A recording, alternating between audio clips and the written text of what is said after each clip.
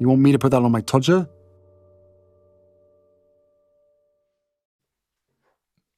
Harry's wife. Is it exhausting being her? Hello, I'm H.G. Tudor. An observation, and sometimes a question, that appears often within the comments section relates to the question of whether it's exhausting being Harry's wife and indeed being a narcissist. People look at Harry's wife and think to themselves, all the time she is seeking certain things, though she doesn't really actually know it.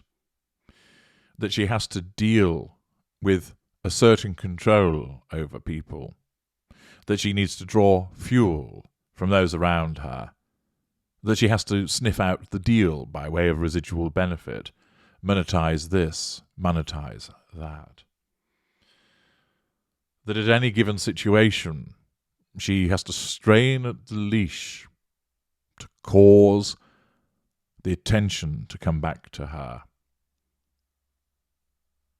She has to create a film of her life each and every day to cause people to think about her, to believe that she is important, to place her at the centre of the action,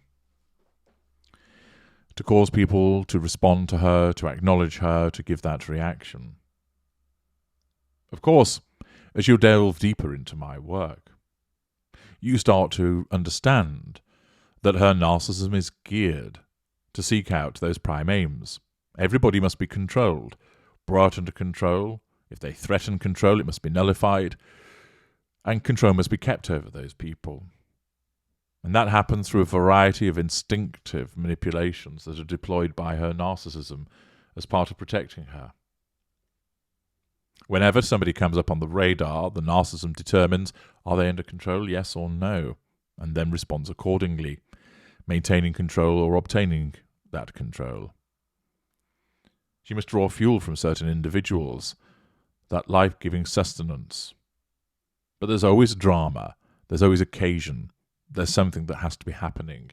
She cannot rest in the moment and savour contentment. That is denied to her because of the ever-continuing quest for control and fuel. She does not do satisfaction. She may think of it, in certain instances, driven by her narcissism to say that to people, but she never truly is. There is always that lack of contentment, and therefore, to many people, you look upon her and think, it must be exhausting being her, always causing trouble, always causing drama, always causing a commotion. Is it? Is it exhausting for her? Does she, as the sun sets on Monty Shit Show, turn to Ginger Bollocks and say, gosh, it's exhausting being me? Well, in some instances, she would do so. But of course, that's just a further manipulation of Prince Harry for the purposes of asserting control over him and drawing fuel. It is done by means of ensuring that she has that control over him. Is it exhausting being her? Does she, when she sits on her own, curl up into the fetal position and sob gently, exhausted by all of the things that she must do on a daily basis? Does she lie there, bemoaning her hand in life, feeling shattered by the demands of her narcissism? Does she sit in the gardens at Monty Shit Show amongst its verdant greenery and give a long sigh, feeling exhausted by the demands that are made upon her, but not actually knowing what it is? Or instead, is it the case that she just continues to swim through these waters, doing what she must do, unaffected by the demands that you would think it would place upon her? Is it because it becomes second nature to her that this is the way that she has been created, to behave in this manner? In order for you to determine whether Harry's wife finds it exhausting being Harry's wife. I'm going to segue this video with one about narcissism generally being exhausting, because this is a common question that's asked. And therefore, by extension, you'll be able to apply it to the question of whether Harry's wife finds it exhausting being a narcissist. Here comes that additional information.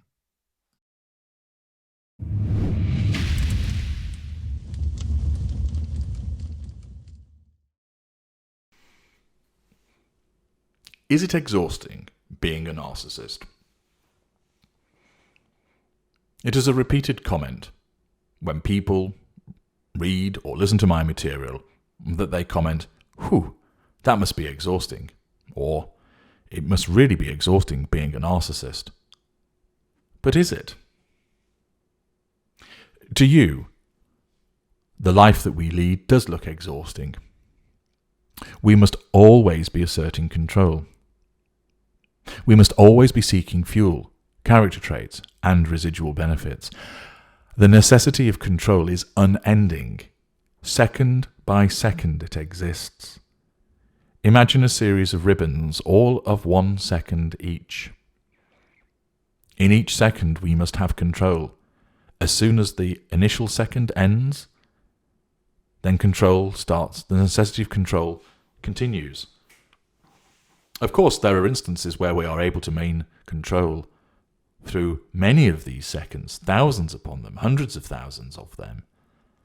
But that doesn't remove the necessity that each and every second control must be sought, must be asserted, and any threat to control must be resisted. To you, that sounds like a state of hypervigilance, of always being ready for action. I understand that. We need fuel. We don't need it every moment of every day, because when we're well fueled, we're good to go for quite a considerable period of time. And in some instances, a well-fueled narcissist could go without fuel for a number of days. But invariably, to avoid the restlessness, the disquiet, and the descent towards that sense of doom and impending oblivion, the narcissist does well to ensure that fuel is obtained each and every day. There is an ongoing battle between the assertion of control, the threat to control, the effect of wounding, draining our fuel reserves, and the gathering of that fuel, so that the chart of the fuel ebbs and flows, peaks and troughs of varying degrees, dependent upon the efficiency of the relevant narcissist, the efficacy of their fuel matrix, the behaviour of those within it. Again, this ceaseless pursuit of fuel, the unending hunger for a resource that is in plentiful supply, but still always has to be obtained through the application of both benign and malign manipulations, will indeed sound exhausting to you.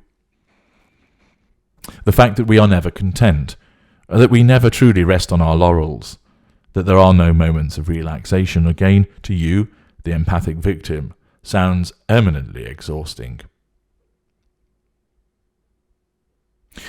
Of course, narcissists grow tired. We're human beings. We become physically exhausted where we engage in particular physical endeavours. We can experience mental tiredness of consequence of concentration, but that's no different from you. And, in effect, those behaviours are not particularly different from yours. No, instead, your queries relate to the fact of being a narcissist. Is that exhausting? Because it sounds like it. It seems exhausting to always have to have control, to always be asserting control, to always be rejecting perceived threats to that control, to always be seeking fuel, to be obtaining gratification, admiration, approval, love, support, praise, hatred, antipathy, annoyance, upset, irritation, jealousy, envy. All of those things are manifestations of fuel. And that you seem that is exhausting, because we seem like a relentless machine in the pursuit of the two most important aspects of the prime aims, control and fuel. But actually, although it seems exhausting to you from your perspective, it isn't for us. Do not be fooled by the narcissist who might say, "It's hard work being me," pity play, or I find it also exhausting. Pity play. Those individuals are only saying that because their narcissism has decreed that it is appropriate to use that manipulation towards you for the purpose of asserting control and fuel, and it is not an actual genuine representation of how the narcissist actually feels. The way that we are is not exhausting. There may be challenges, and some days may be more difficult than others with regard to the garnering of fuel and the assertion of control, but ultimately it is not exhausting. Why? This is how we are designed to be. Does your car tell you that it is exhausted as a consequence of the various journeys that it undertakes? No, it does not. Why? Because it's designed to drive upon the roads without complaint. Are you exhausted from breathing? Are you exhausted from your heart beating? Are you exhausted from regulating your body temperature? Are you exhausted from the gastric juices breaking down whatever it is that you've eaten and sits in your stomach? No. Why? Because these are all things that go on in the background, regulated by a section of your brain as part of your life support system. You might find it tiring if you were having to say to yourself, breathe in, breathe out. If you would find it exhausting if you were having to think consciously about regulating your body temperature to cause your heart to beat. Many of the things that you do are instinctive, and you do so without thinking, that they occur in your subconscious, and they're all part of ensuring that you thrive and survive. We are similar. Our narcissism operates as a life support system running in the background. For lesser and mid-range narcissists, they don't know it's there. It serves a function, it defends them, and guides everything that they do with regard to their interactions with other human beings and their thoughts about their interactions with those human beings. With the greater and the ultra, it is similar, although it provides us with options which we consciously select from. It is, if you like, a form of exoskeleton bolted onto us when we are the greater and the ultra. But none of it is exhausting because it's part of who we are and how we've been designed to operate.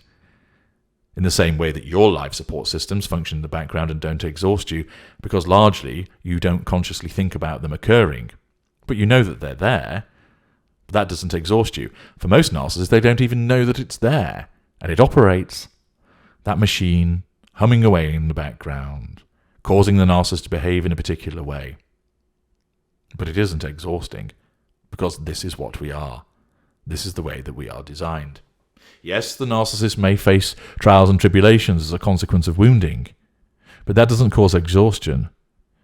It results in alternative feelings arising as a consequence of the threat to the control and the reduction in fuel levels. The narcissist may become listless, may become languid, not because he finds the whole exercise exhausting, but that his energy levels are reduced as a consequence of the reduced fuel levels. Fuel powers your car. If there is no gas, no petrol in your car, it will eventually roll to a halt. Same for the narcissist. But the car isn't exhausted. It's run out of the energy that it needs to operate on. Ditto, the same for the narcissist. Accordingly, it appears to you that life as a narcissist is exhausting because you can't comprehend having to put yourself in a position of asserting control over everything that you interact with, where it involves a person. You can't comprehend that you'd have to pursue fuel each and every day and become so reliant on the reactions of other people. It understandably feels exhausting to you, sounds exhausting to you, appears exhausting to you. I get that. I understand your perspective. But rest assured, it isn't exhausting to us. It is the way that we must be. I'm H.G. Tudor. Thank you for listening.